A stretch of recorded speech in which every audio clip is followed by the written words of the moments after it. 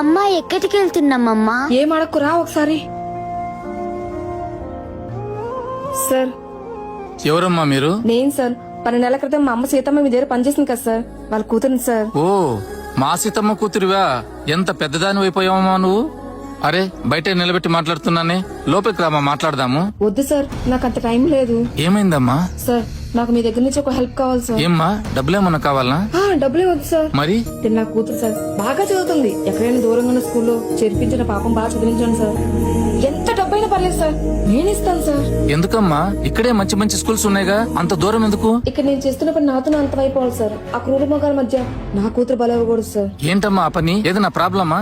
ఏదైనా ఉంటే చెప్పమ్మా, నేను చూసుకుంటాను. వద్దు సార్, ఇప్పుడు చెప్పేంత టైం లేదు. మీకు నాకు తప్ప నా కూతురు ఎక్కడుంది ఎవరికి తెలియకూడదు సార్. ఎక్కడైనా దూరంగా వెళ్ళిపోయి చదివించండి. చాలా బాగుందమ్మా, నీ కూతురు భవిష్యత్తు కోసం నువ్వు పడుతున్న ఆరాటము నాకు చాలా బాగా నచ్చింది. నువ్వు